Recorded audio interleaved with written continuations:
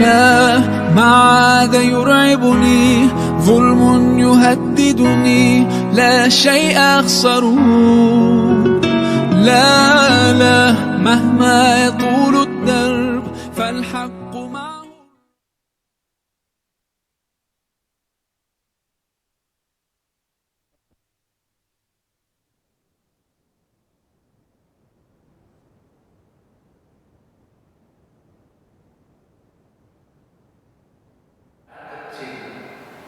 Jadi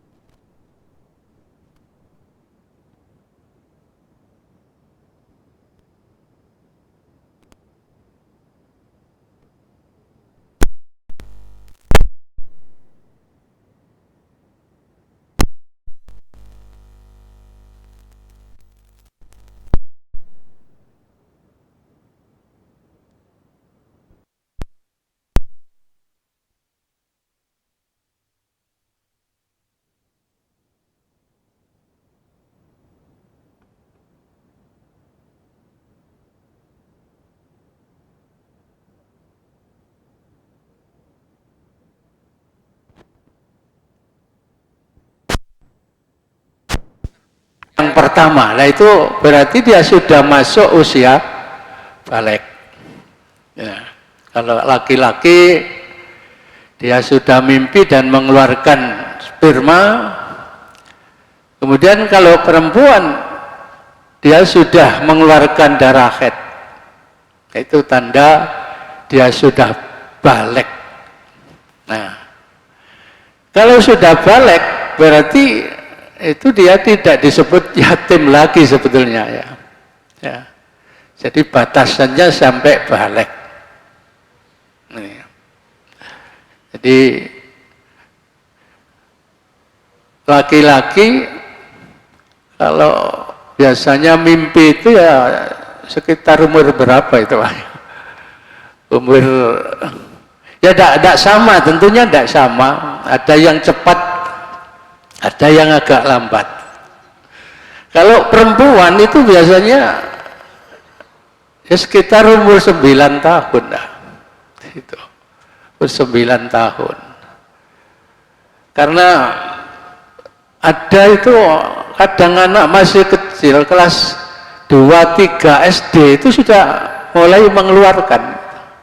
Nah, kalau dihitung dari masuk sekolah 7 tahun berarti kelas 2-nya 8 tahun, kelas 3-nya ya mungkin 9 tahunan. Ini sudah termasuk balik gitu. Sampai balik. Lah kok terlalu kecil kalau begitu?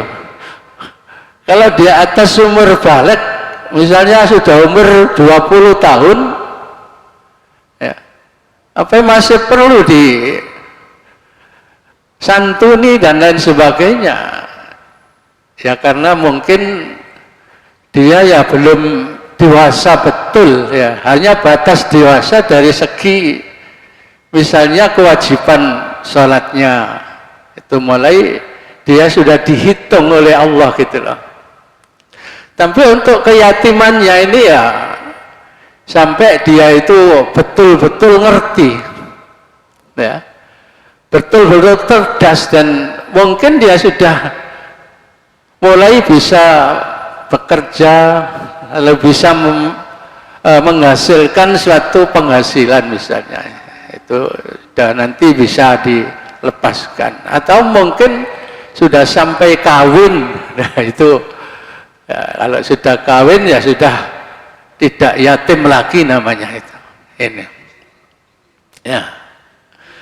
Jadi kedewasaan seorang anak itu di samping diukur dari kemampuannya secara fisik ya. Misalnya sudah bisa kawin ya, atau tadi ditandai sudah mimpi dan sudah mengeluarkan darah haid tadi. Itu juga tidak kalah pentingnya diukur dengan kecerdasannya. Nah wis umur wis ngetokno darah terus mimpi, nah kok saya durung patek ngerti ngene. Ini artinya kebalikannya itu belum sempurna, masih perlu diarahkan, masih perlu dipikirkan kalau yang seperti itu. Ini. Maka dari ayat-ayat tadi, jadi faktor dari kecerdasan itu sangat penting juga dipertimbangkan sebelum anak yatim itu dilepas, dan dilepas secara mandiri itu kecerdasannya. Kemudian yang kedua tadi anak piatu. Kalau anak piatu mungkin ya kita sudah biasa mengenal, artinya anak yang belum dewasa yang ditinggal mati oleh ibunya. Ya. Ini juga sama-sama menderita kalau memang dia itu tidak ditinggali harta banyak oleh orang tuanya. Bahkan piatu ini biasanya kan yang masih hidup bapaknya. Kadang-kadang bapak itu lebih sulit untuk mengurus anak kecil kan gitu. Tapi kalau ditinggal mati bapaknya, rata-rata ibu itu wah open sekali kan gitu. Jadi sepertinya lebih berat ya. Anak piatu ini juga termasuk berat hidupnya ini karena ditinggal oleh ibunya. Padahal biasanya yang masak, yang menyediakan makanan dan lain sebagainya, mencucikan pakaiannya itu adalah ibunya. Ini. Maka termasuk juga harus dipikirkan, apalagi yang disebut dengan anak yatim piatu. Bapaknya meninggal, ibunya juga meninggal juga. Tapi masih kecil, belum dewasa. Nah, ketiga-tiganya ini ya, lebih-lebih yang yatim piatu ini, nah, ini betul-betul minimal keluarganya ya, atau kalau keluarganya juga tidak mampu misalnya ya orang lain di sekitarnya itu berkewajiban gitu untuk ikut memikirkan anak yatim, anak piatu dan juga anak yatim piatu ini. Nah, kita lanjutkan saja. Biasanya orang ada yang di daerah tertentu itu ya kan biasanya di bulan Muharram, nah itu mereka banyak menyantuni anak-anak yatim ya. Tapi sebetulnya menyantuni anak yatim itu ya tidak hanya pada bulan Muharram, tapi menjadi kebiasaan di beberapa daerah. Kalau Muharram itu mereka berlomba menyantuni anak yatim, sehingga bulan Muharram itu kadang disebut dengan hari rayanya anak yatim. Hari rayanya anak yatim. Nah, tapi sekali lagi tidak harus di bulan Muharram untuk menyantuni anak-anak yatim itu. Nah, sekarang kita masuk kepada ayat-ayatnya. Ya. Mengayangi dan mengasihi serta menyantuni anak yatim piatu dan anak yatim piatu itu termasuk amalan yang berat, termasuk berat Pak, tapi balasannya luar biasa, balasannya luar biasa. Mana ayat yang menunjukkan bahwa menyantuni anak yatim termasuk amalan yang berat, sehingga oleh Allah disebutkan seolah-olah meniti jalan mendaki, melewati jalan mendaki, jalan naik itu kan berat. Kalau orang itu melewati jalan mendaki itu berat. Maka di dalam Al-Quran surat Al-Balad ya, disebutkan falak tahamal aqabah. Nah, maka kamu akan melalui jalan yang berat itu, yang mendaki itu. Wa ma adraka mal aqabah. Tahukah kamu apa jalan mendaki itu bagaimana? Jalan yang berat itu. Yang pertama, fakku raqabah. Itu memerdekakan budak. Nah, itu berat, Pak. Budak itu kan menghasilkan, ya. Budak itu menghasilkan, dan hasilnya untuk tuannya, untuk ndoronya itu. Nah, kalau dimerdekakan maka ya rugi dia. Oleh karena itu biasanya budak itu tidak dimerdekakan oleh tuannya sendiri, tapi dibeli orang lain kemudian dimerdekakan, dan pahalanya sangat besar. Membeli budak lalu dimerdekakan itu. Nah, seperti sudah sering saya sampaikan bahwa Abu Bakar itu hartanya banyak untuk membeli budak-budak ini untuk dimerdekakan.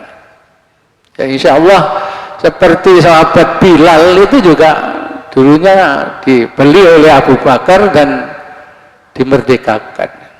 Bilal itu karena sering dianiaya oleh tuannya itu. Ini. Kemudian yang kedua, au it'amu fi yaumin dzi masghobah, atau memberi makanan pada hari atau pada musim yang sulit. Misalnya pada musim peceklik, sekalipun tidak peceklik tapi kepada orang-orang yang merasa kesulitan dan kekurangan pangan. Nah, itu termasuk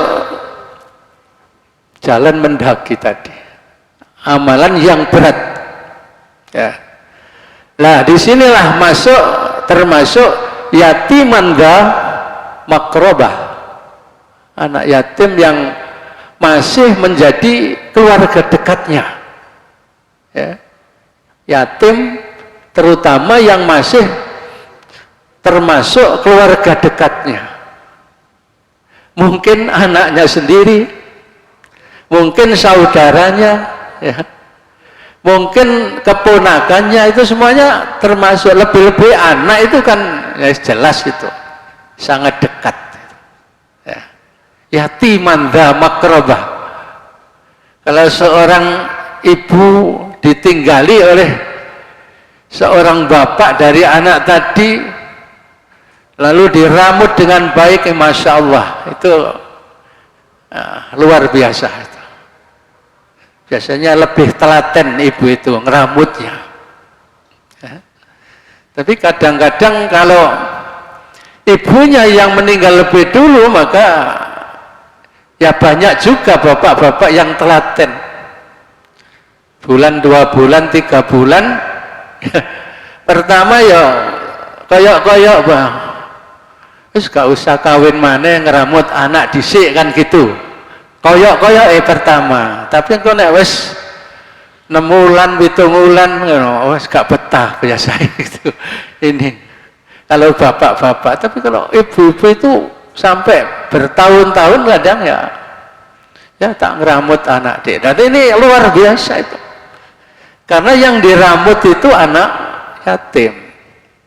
Jadi yatiman dza makrobah, terutama yang sangat dianjurkan itu para kerabat dekatnya.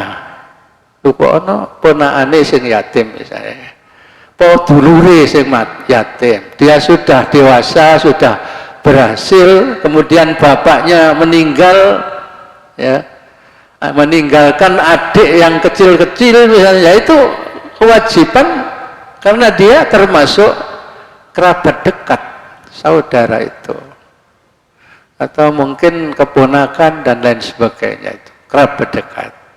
Nah, adapun kalau kerabat dekatnya itu tidak ada atau mungkin juga kurang mampu, maka kerabat yang jauh pun boleh, tetangganya misalnya. Tangganya, karena mengetahui setiap saat mengetahui itu.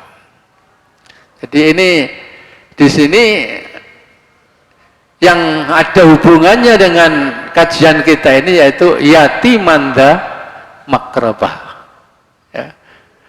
Memberi makan, ya, au it'amun fi yaumin dzi masghaba. It'amun artinya memberi makan ya. Jadi yatiman dza makrabah. Juga termasuk di dalamnya au miskinan dza matrabah. Orang-orang miskin yang kekurangan-kekurangan itu ya, punya kesulitan mereka.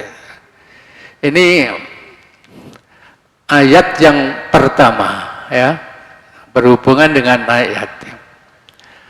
Nah, tadi saya katakan bahwa balasan orang-orang yang mau menyayangi ya, menyantuni dan mengasihi anak-anak yatim itu balasannya itu bukan pahala.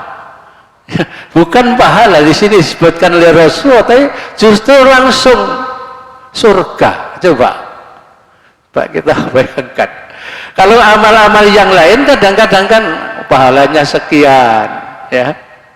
Kalau amal biasa itu 10 kali lipat pahalanya. Kalau infak fisabilillah misalnya balasannya sampai 70 kali lipat pahalanya.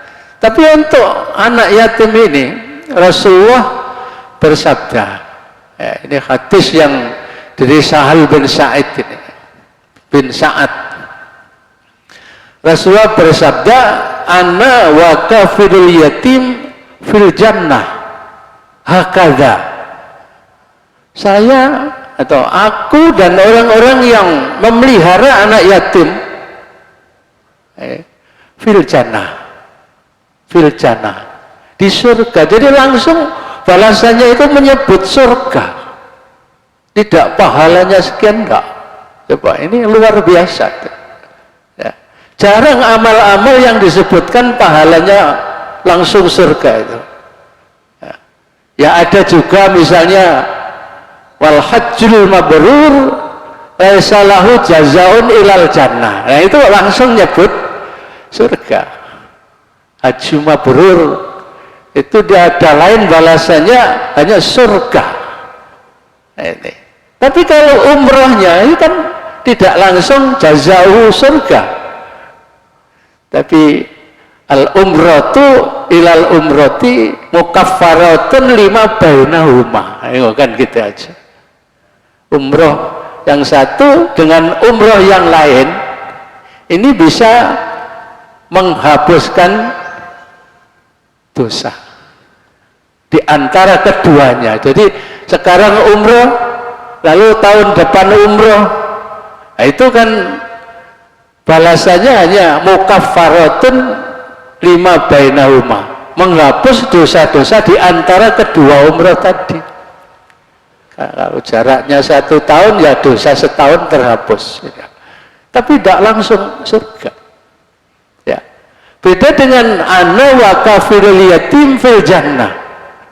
Tidak usah nyebut pahalanya berapa. Aku dan orang yang mau memelihara anak yatim fil jannah. Wa asyara bisababati wal usta wa farraja bainahuma syai'an. Jadi seraya Nabi begini, seolah-olah jejer dengan Rasulullah itu. Ini. Antara jari tengah dan ini. Sabah ibamun sabah batun itu, jari telunjuk dan jari tengah ini. Coba. Ini besarnya balasan dari orang-orang yang mau memelihara anak yatim itu. Cuma memelihara itu ya macam-macam nanti disebutkan dalam ayat-ayat berikutnya. Ada yang memelihara itu ya memang dipelihara di rumahnya, kan gitu, diramut di rumahnya, makan yang bersama mereka, ya minuman yang sama dengan mereka, kemudian biaya pendidikannya juga dibiayai. Itu namanya meramut di rumahnya.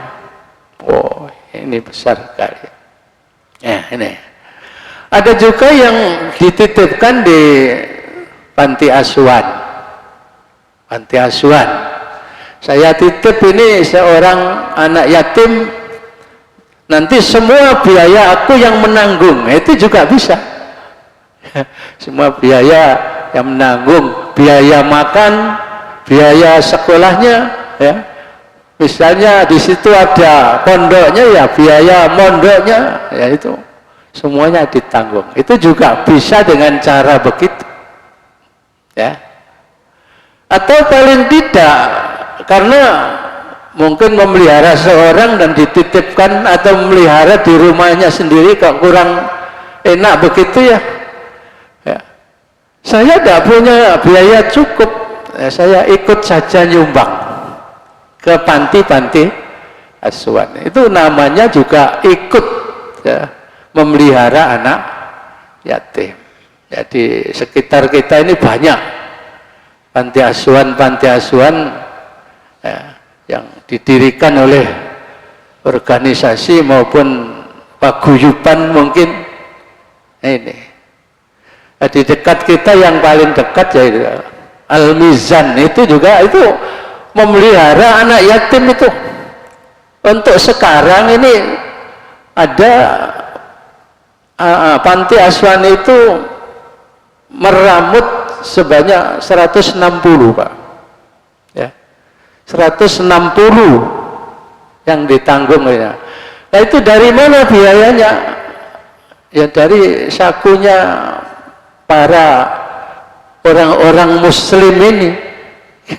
Makanya mungkin jangan kaget kalau ada ambil sumbangan ini.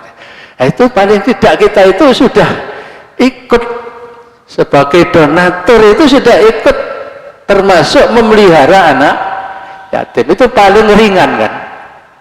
Gak bisa melihara sendiri di rumahnya, gak bisa membiayai secara penuh di panti asuhan misalnya, ya.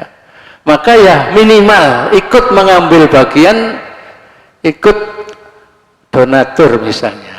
Tiap bulan gak ketang misalnya 50.000, 100.000, ya, sampai 500.000 misalnya, tidak apa-apa. Karena biayanya banyak di panti asuhan itu, ya.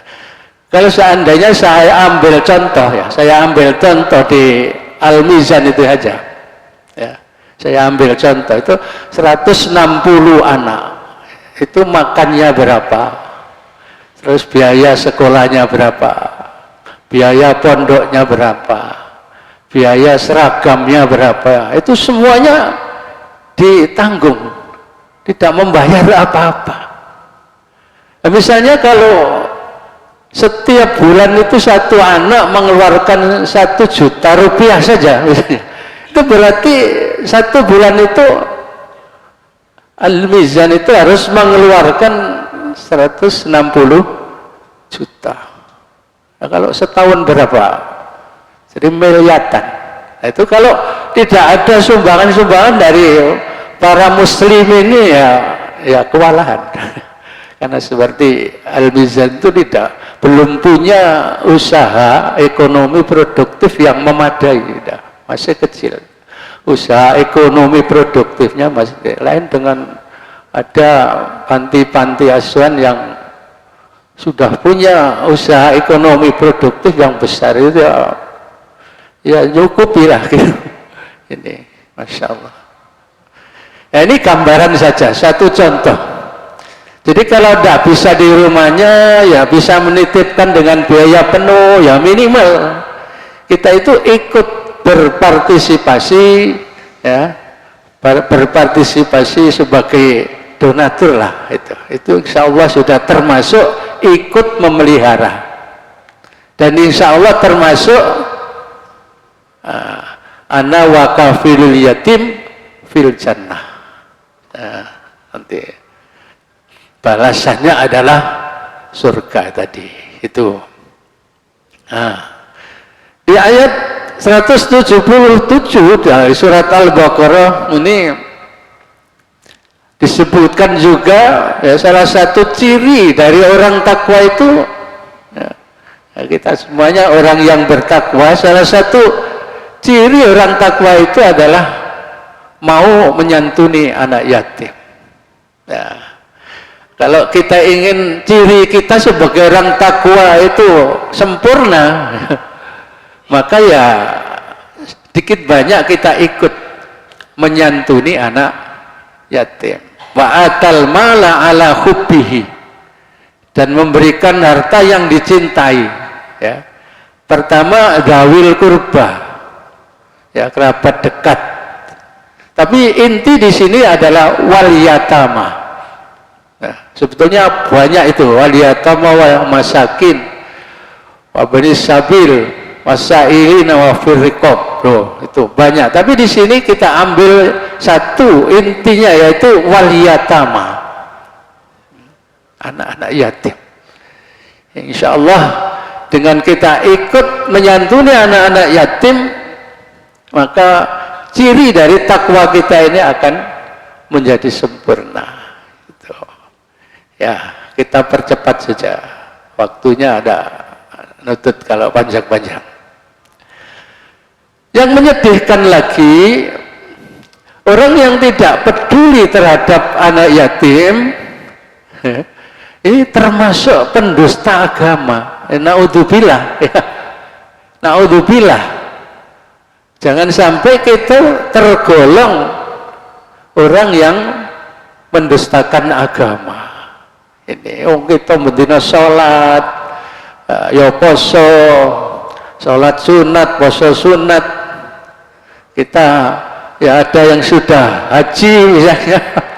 Tapi kita nanti masih digolongkan ara'aital ladzi yukadzibu biddin fadzalikal ladzi yad'ul yatim. Masya Allah. Naudzubillah.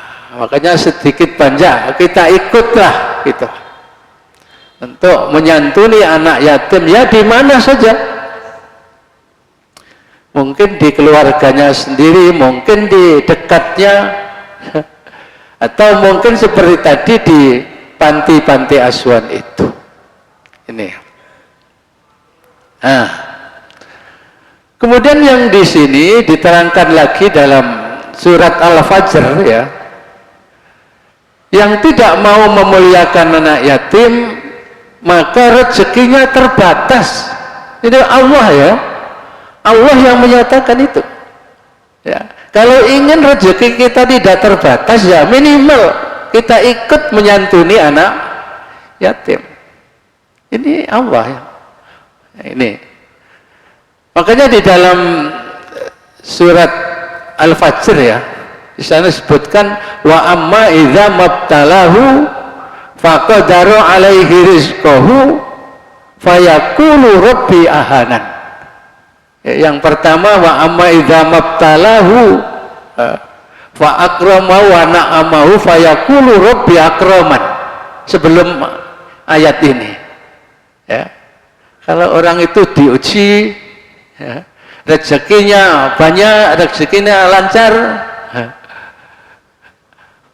fa akramahu, dimuliakan hidupnya oleh Allah, dia itu mengucapkan rabbi akraman, Allah memuliakan aku.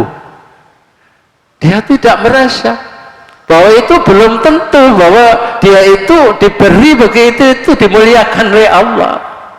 Ya. Kadang-kadang ada juga yang istidraj, kan begitu. Tapi yang di sini kita ambil wa amma idza mabtalahu faqadara alaihi rizqahu fayaqulu rabbi ahanan. Ada yang diuji rezekinya sempit, ya, terbatas. Faqadara alaihi rizqahu, lalu dia berkata rabbi ahanan, Allah menghina aku, katanya. Allah menghina aku. Tapi dijawab oleh Allah, kalla, bukan, ya, kamu itu bukan dihina oleh Allah, tetapi itu dari kesalahanmu sendiri, karena balla tukrimunal yatim, kamu tidak mau memuliakan anak-anak yatim, makanya rezekimu terbatas. Kan gitu kata Allah. Jadi Allah yang berfirman ini. Saya hanya membacakan saja. Jadi kalla balla tukrimunal yatim. Penyebabnya adalah kamu tidak mau memuliakan anak yatim. Minimal tidak mau ikut menyantuni anak-anak yatim. Ini ya, percepat saja. Ya. Memperbaiki keadaan anak yatim ini termasuk amal kebajikan. Ya. Di sini ada fid dunya wal akhirah, surat Baqarah 220. Wa yas'alunaka 'anil yatama. Mereka bertanya padamu Muhammad tentang anak yatim. Kul, katakanlah islahul lahum khair. Ya. Memperbaiki keadaan mereka adalah termasuk perbuatan baik. Ya. Perbuatan baik. Ya. Fa in tukhalituhum fa ikhwanukum. Kalau mereka mempergauli mereka, kamu mempergauli mereka, atau mereka bergaul dengan kamu, maka itu anggaplah sebagai saudara-saudaramu, dulurmu deh, kata Allah. Ini kalau bercampur, bergaul dengan yatim, maka anggaplah itu saudaramu sendiri. Fa in tukhalituhum fa ikhwanukum. Apalagi kalau sudah bergaul satu rumah diramut, bergaul sebagai ibunya, sebagai bapaknya, ya, sebagai saudaranya, ya, sebagai apa tadi pamannya misalnya, itu anggaplah saudaramu. Artinya ya harus sama dengan anakmu sendiri, dengan saudaramu sendiri gitu. Karena apa? Wallahu ya'lamul mufsida minal muslih. Allah itu tahu mana yang ingin berbuat kerusakan. Artinya anak yatim nanti disio-sio di situ, itu termasuk berbuat kerusakan. Mana yang muslih, siapa yang berbuat baik terhadap anak yatim itu, Allah itu tahu. Ya. Kemudian walau sya'allahu la'anatakum innallaha azizun hakim. Ya. Nah, ini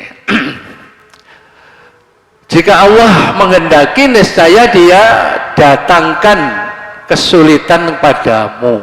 Ya, adik anak yatim di sio-sio misalnya, ya, makan saja mungkin tidak sama dengan makannya keluarga situ misalnya, itu termasuk mufsid, berbuat kerusakan, berbuat tidak baik terhadap anak yatim. Maka kata Allah, akan kami datangkan kesulitan kepadamu. Wah, karena Allah itu maha perkasa lagi maha bijaksana. Ini Masya Allah, banyak sekali Pak tentang ayat-ayat tentang anak yatim ini. Coba kalau tadi dikatakan bahwa langsung balasannya surga, ya, kita sekedar mengetahui gambaran kenikmatan di surga itu bagaimana. Ya. Innal abrara yasrabuna min kasin kana mizajwa kafura. Sungguhnya orang yang baik-baik, ya, itu akan minum dari gelas, ya, yang airnya itu dicampur dengan kafur. Ada istilah kafur, mungkin lebih enak lagi gitu ya, dicampuri kafur. Aina yasrabu biha ibadullah yufassirunaha tafsira. Jadi mata air dalam surga yang diminum oleh hamba-hamba Allah yang mereka dapat memancarkan dengan sebaik-baiknya. Jadi dipancarkan nanti, tinggal ngambil ya. Atau mungkin juga sudah ada yang mengambilkan ya di surga itu gitu. Nah, karena apa? Dia itu yufuna bin nadri. Mereka memenuhi nazar dan takut akan suatu hari yang azabnya merata di mana-mana. Ini Ini yang wayut imunat ta'ama lahubi miskinan wa yatiman wa asira, dan memberi makanan yang masih disenangi kepada orang miskin, anak yatim, dan orang-orang yang ada dalam tawanan, orang-orang yang ditawan dalam perang itu. Dan juga memberi makannya itu innama nut'imukum liwajhillah la nuridu minkum jazaa'a wala syukura.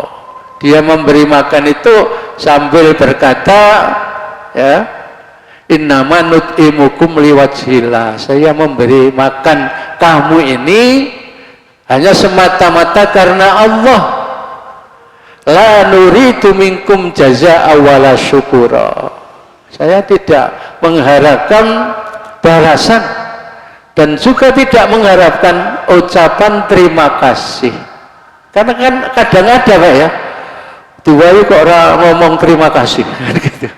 Kan kadang ada orang yang begitu. Tidak usah lah, kalau kita itu sudah memberi ya sudah, dia mengucapkan terima kasih atau tidak ya tidak apa-apa, terserah dia.